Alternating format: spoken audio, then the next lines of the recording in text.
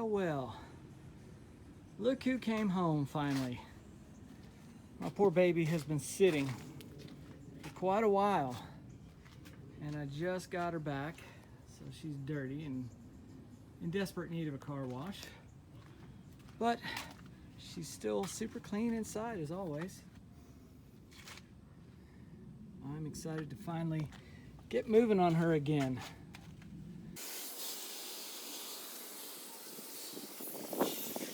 Yeah, so much better. Look at that, she really cleans up.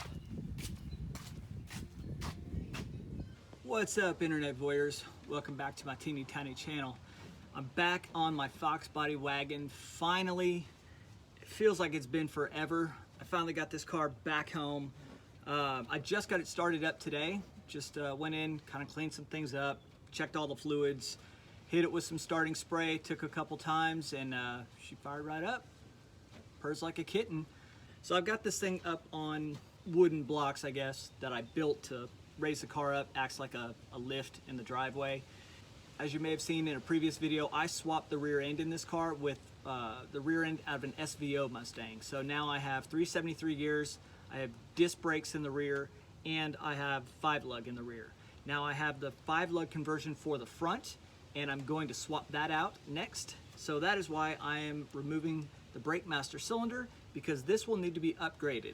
So in the research that I've done, I found out the best one to use when you're upgrading your brakes is the master cylinder from a 93 Cobra.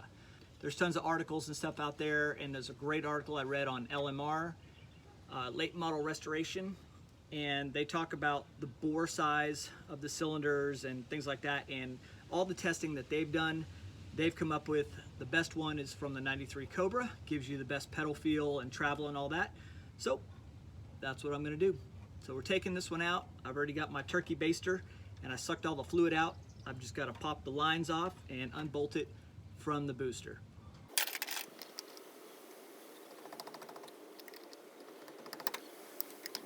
That second line right there is being a pain in the butt and does not want to come off.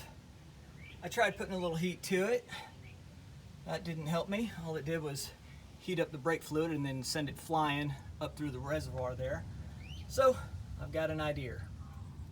I'm not gonna be reusing this, so we're just gonna cut the line so that I can get it out of the way. Now I can take this off and get to my proportioning valve. That has to come out also because you have to put an adjustable proportioning valve in. I think there's a way to modify this one. I've got to research that a little bit more, but let's get this thing out. Finally, got the proportioning valve out. This thing was a booger because you got to figure 40 years of grime and rust and corrosion on all these threads. So I am going to look into modifying this one. There's an article on the LMR site that shows you how to do it. To get this off, there's 2 bolts on the back that go through the inner fender. Now the wheels are on my car. Obviously, if you pull the driver's side front wheel off, you have access straight to it. If you're making things hard on yourself like I do, you have to lay on your back with a wrench, reach up underneath there. It's a 1/2-inch socket for both of those. And hey, there's the bolt I lost that I thought I lost. Fuck on. 1/2-inch socket, take those 2 off and your money. Here's what everything looks like when it's disassembled.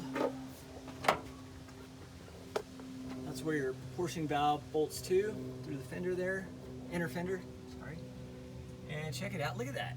I mean, that is just gnarly.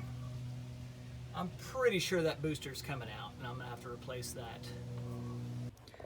To get your booster out, you gotta reach up underneath and disconnect the pedal from the rod that comes in from your booster. And to do that, you gotta pull this little clip out, push the rod, the thing inside the rod there, push it in a little bit. This little plastic piece will come off of the right side and then push it all the way out. You can pull the switch backwards because it goes through here, just like that. And then on the other side, on this side, is this little black plastic piece that slips in.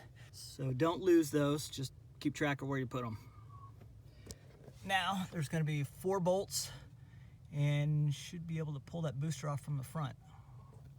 I should be a pro at this by now. I had to pull the booster off of the Ferrari, and the weird thing is that car, the booster's in sideways, and there's definitely not, this much room to get up underneath to the pedal box.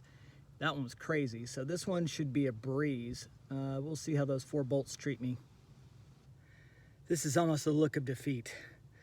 Okay, when you are trying to get this booster out underneath at the pedal box, I'm just going to tell you right now, it is going to be a pain in the ass. 3 of the nuts will come off, not a problem. But the one that's on the top, closest to the gas pedal, so be on the right side when you're looking at the pedal assembly, there's not much room to get wrenches and sockets and ratchets in there. And I probably struggled with that thing for, felt like eternity. It was probably 20 minutes. Just know that going into it.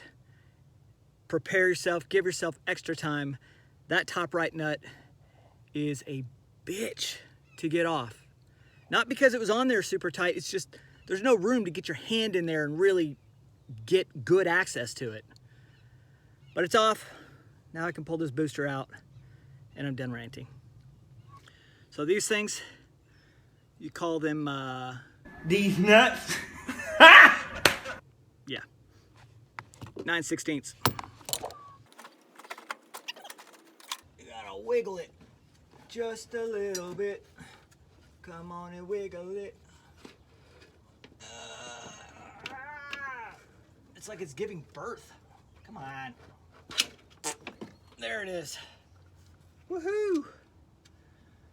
It's not in horrible shape, except for the end here is just crud. I don't know if I can reuse this or not.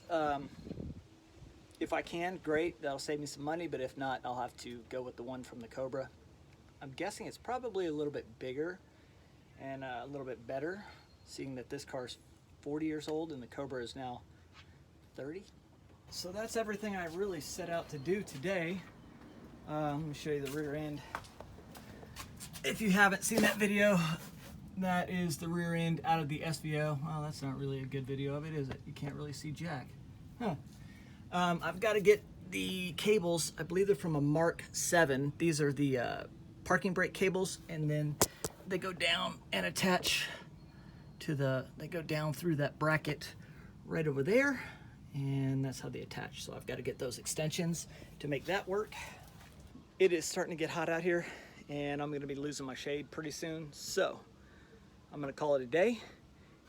And the next time you see me, I will be putting the new booster and the new master cylinder in, and also swapping the spindles and the front brakes for my 94-95 setup. Thanks for watching. Stay hungry, stay foolish.